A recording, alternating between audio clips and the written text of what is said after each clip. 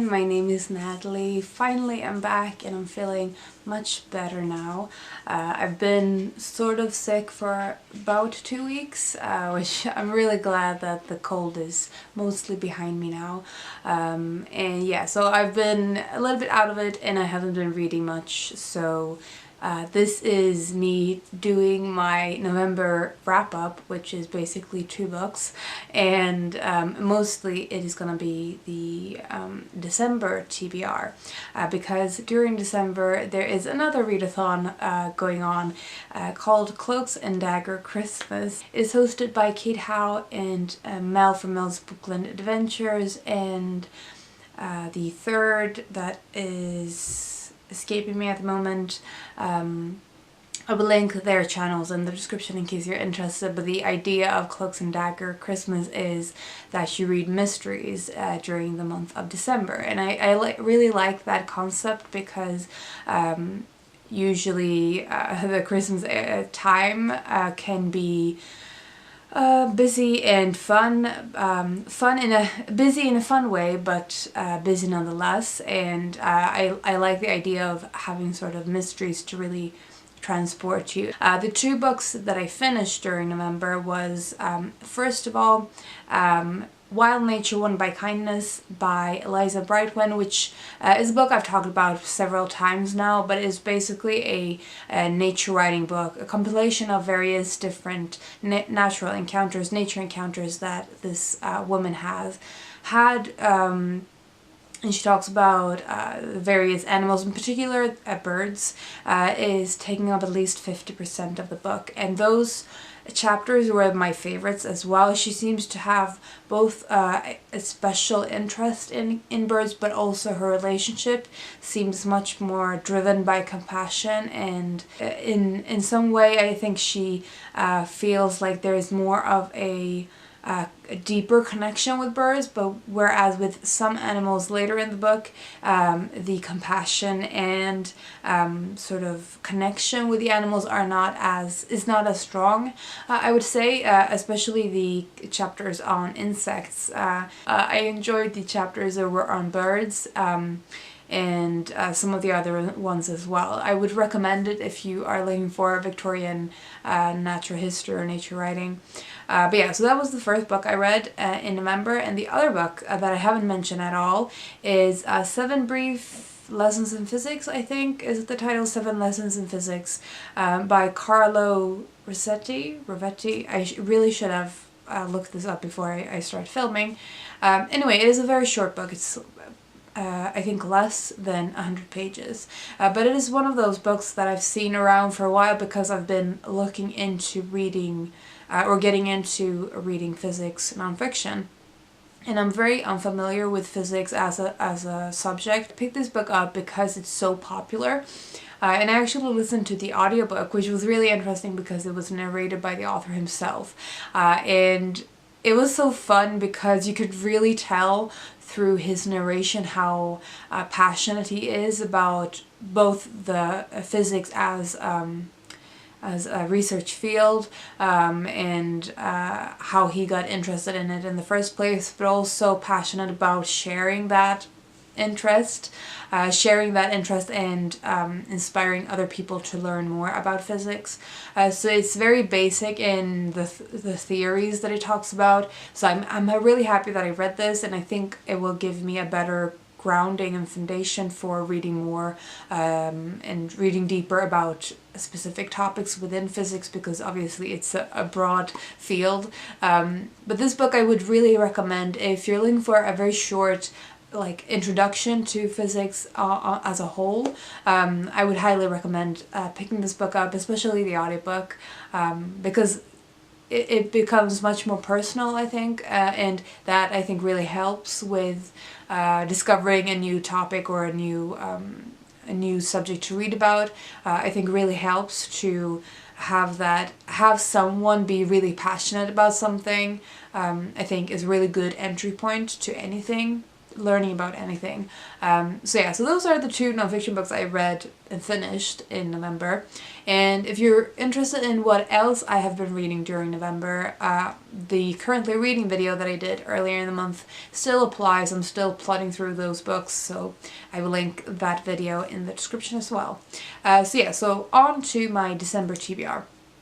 I have one book that isn't related to the Cloaks and Dagger Christmas, and that is that I'm planning to read The Two Towers by J.R.R. Tolkien, with Yamini from The Skeptical Reader and Mary from Books and Pizza. We are budding reading this book starting in December, and I'm really looking forward to it because I reread The Hobbit around Christmas time last year and finished it in the beginning of this year, and I reread The Fellowship with Mary earlier in the summer, and we are continuing on through the trilogy and joined by Yamini, so I'm really looking forward both to the buddy reading experience and also to get further in because I haven't read The Two Towers yet. So that is something I will be reading in December that has nothing to do with Cloaks and Dagger, but the hosts of Cloaks and Dagger Christmas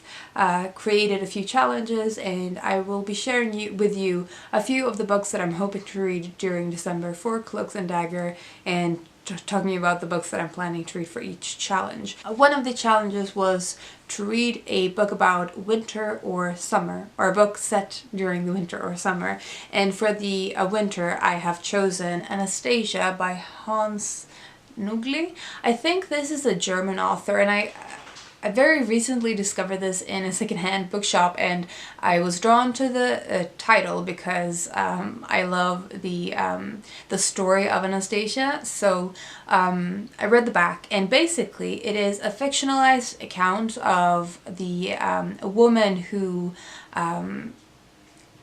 pretended to be Anastasia, the Romanov princess.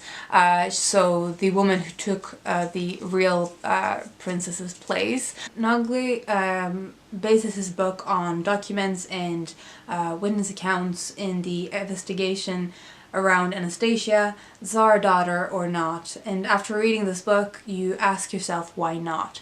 So this is actually the Swedish translation of the German, I think. And I don't think it has been translated into English, but I was just drawn to it, so I thought that I would see this as my mystery for winter, because I think the whole thing about her claiming to be the Tsar daughter and how much of that was true and not, and all of that stuff functions as a mystery. So I'm just gonna see it as a mystery. So for the sugar and spice challenge, so to read a cozy book versus reading more of a hard-boiled book, mystery, I chose Ladies in Crime. This was edited by Ellery Queen. This anthology was published in the 1940s. This is basically various short stories about female detectives, lady detectives, or female criminals, and it's basically the idea of this compilation is the best of the best of both of those categories, and I thought it sounded fun. And obviously because this book was published in the 40s, it's the golden age. The actual writing is from the golden age of mysteries, so I am counting it as the sweetness, the sugar side of Sugar and Spice. Some of the authors included in this are familiar to me, like Agatha Christie, but most of them are not.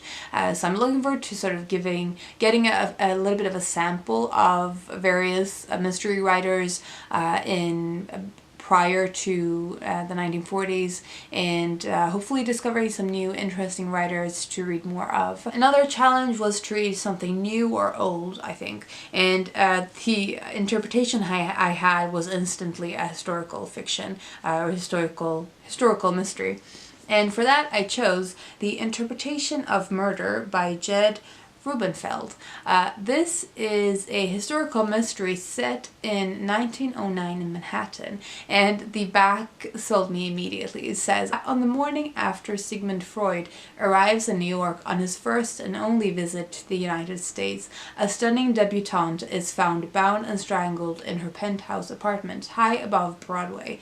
The following night, another beautiful heiress, Nora Acton, is discovered tied to a chandelier in her parents' home, viciously wounded and unable to speak or to recall her ordeal. Soon Freud and his American disciple Stratham Younger are enlisted to help Miss Acton recover her memory, and to piece together the killer's identity. A historical mystery where Freud is one of the helpers or the detectives in solving the mystery. I just thought that sounded like so much fun.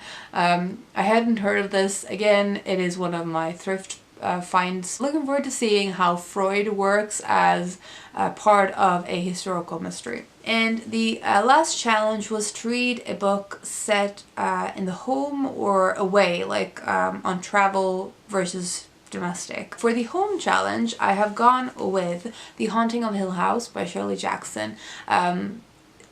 The only reason I chose this for the home is because of the home in the title, and I'm pretty sure that a good portion of it is taking place in a specific mansion or a specific home. I don't know much about the specifics of this book because I haven't read up on any of the synopses of Shirley Jackson's books because I am reading through them all and I don't want to know much about them before reading them.